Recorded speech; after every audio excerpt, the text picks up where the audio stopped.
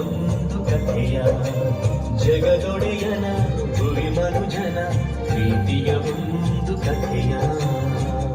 ತಾನು ಸೃಷ್ಟಿಸಿದ ಜಗತ್ತನ್ನು ಮನುಷ್ಯನೇ ಉದ್ಧಾರ ಮಾಡಬೇಕೆಂದು ದೇವರು ಒಂದು ಪುಟ್ಟ ಜನಾಂಗವನ್ನು ಆರಿಸಿಕೊಂಡರು.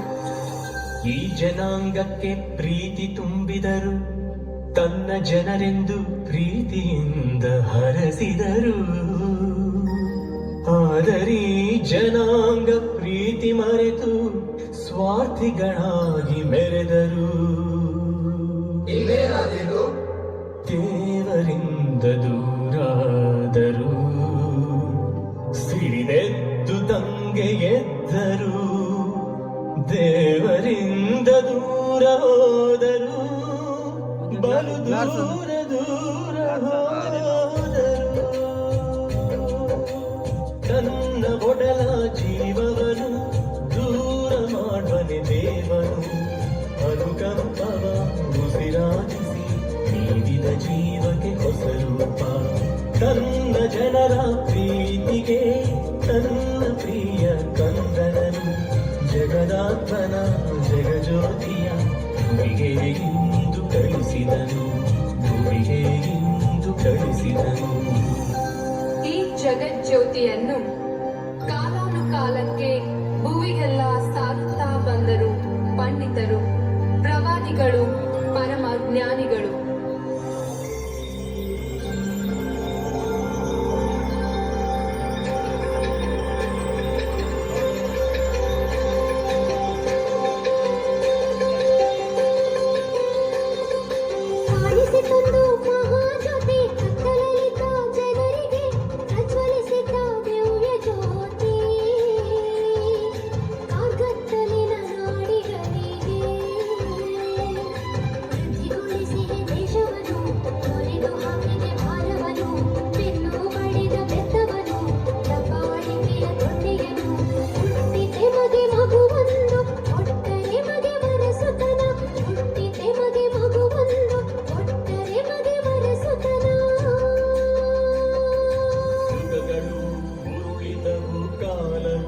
ನಡೆಯಿತು ಪ್ರವಾದಿಗಳ ನುಡಿಯಂತೆ ಧರೆಯಲಿ ಭುವಿಯಲಿ ಜನನವಾಯಿತು, ಕ್ರಿಸ್ತ ಜನನವಾಯಿತು.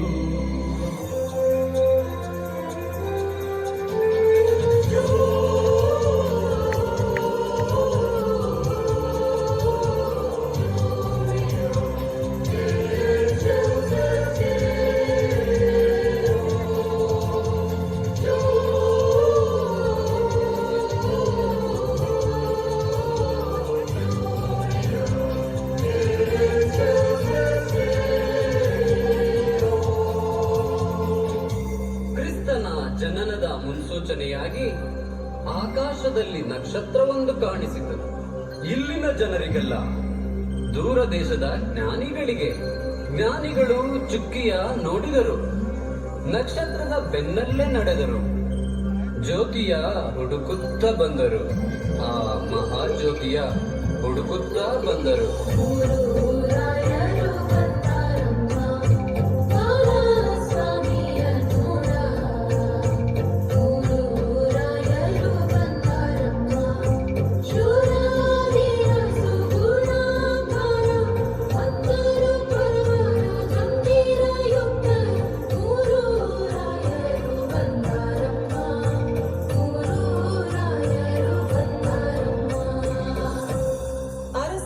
ಹುಡುಕುತ್ತಾ ಬಂದ ಮೂರು ರಾಯರು ಕೊನೆಗೆ ತಲುಪಿದ್ದು ಕಟುಕ ಅರಸನ ಅರಮನೆಗೆ.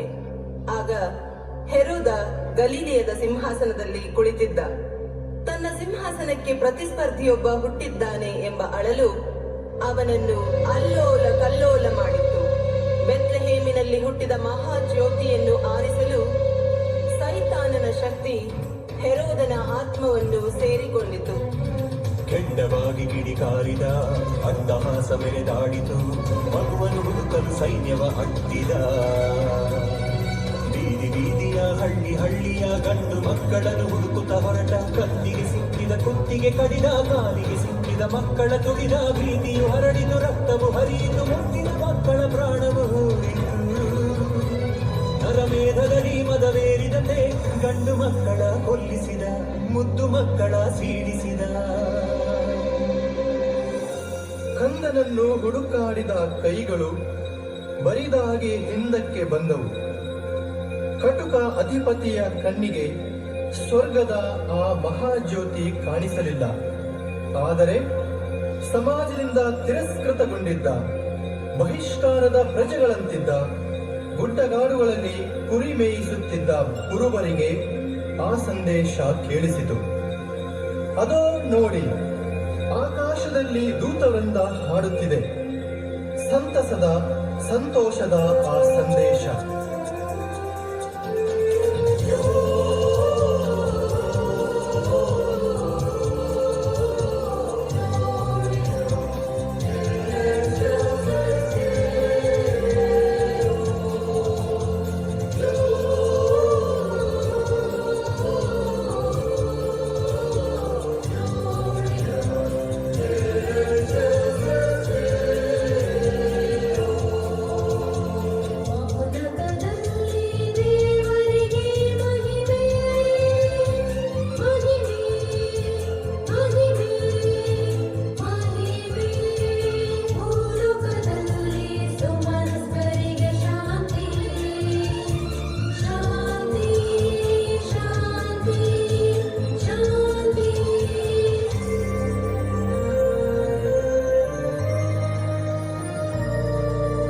ದೂತರ ಸಂದೇಶ ಕೇಳಿ ಕುರುಬರ ಮಂದೆಯು ಓಡಿ ಕುಣಿದಾಡಿತು, ನಲಿದಾಡಿತು ದೀನ ಗೋದಲ ನೆಲದಲ್ಲಿ.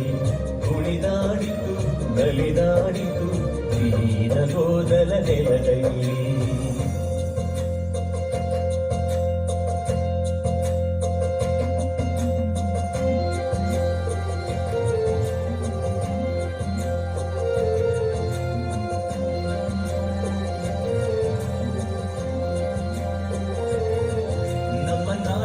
ಹುಟ್ಟಿದರು ನೋಡಿ, ನಮ್ಮ ನಾಯಕರುಟ್ಟಿದರು ನೋಡಿ. ಶುಭ ಸಂತೋಷಗಳಿಂದ ಹಾಡಿರಿ, ಶುಭ ಸಂತೋಷಗಳಿಂದ ಹಾಡಿರಿ. ಬೆತ್ಲೆಹೇಮೆಂಬ ಪುರಾದಿಪುರದೋಳು, ಬೆತ್ಲೆಹೇಮೆಂಬ ಪುರಾದಿಪುರದೋಳು.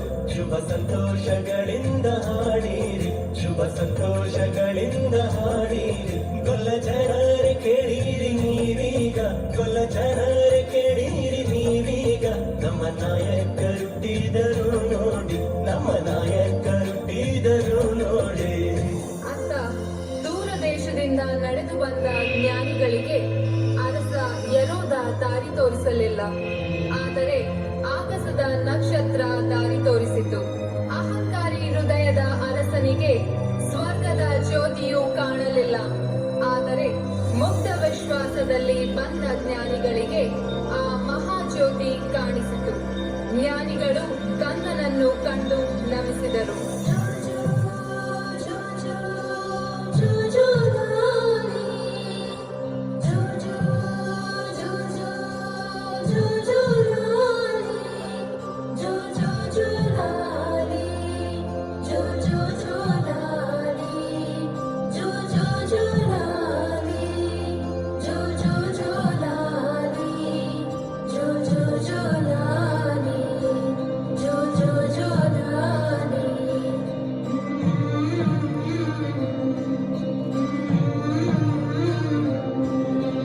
ಕೇಳಿ ಕೇಳಿ ಜನರೇ, ಹಾಡ ಕೇಳಿ ಜನರೇ.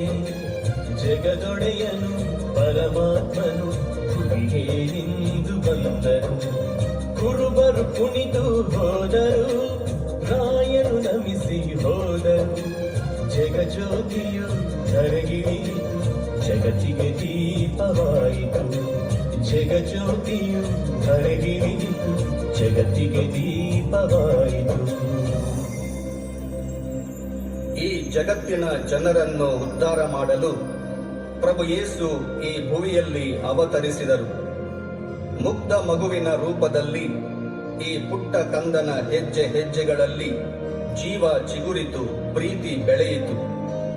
ಈ ಪುಟ್ಟ ಕಂದ ದೇವಾಲಯದಲ್ಲಿ ಕಾಣಿಕೆಯಾದ, ನಜರೇತಿನಲ್ಲಿ ಮಗುವಾದ, ಜೆರೂಸಲೇಮಿನಲ್ಲಿ ಜ್ಞಾನಿಯಾದ, ಗಲಿಲಯದಲ್ಲಿ ಜನಪ್ರೇಮಿಯಾದ, ಕೊನೆಗೆ ತನ್ನ ತಂದೆಯ ಆಲಯದಲ್ಲಿ ಅಭಿಷೇಕಗೊಂಡು ಜನತೆಯ ಉದ್ಧಾರಕ್ಕೆಂದು ಹೊರಟ. ಹಲೋ ಹಲೋ हा मुकार असा ऐका ना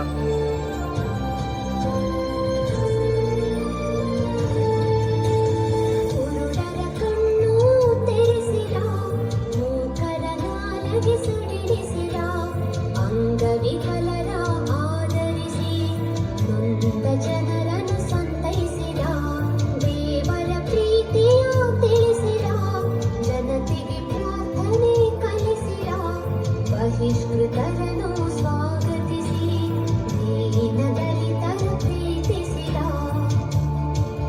ಬಿರುಗಾಳಿಯನ್ನು ಅಡಗಿಸಿದ, ಅನ್ಯಾಯವನ್ನು ಖಂಡಿಸಿದ, ಮತಾಂಧರನ್ನು ದಂಡಿಸಿದ, ಶತ್ರುಗಳನ್ನು ಕ್ಷಮಿಸಿದ.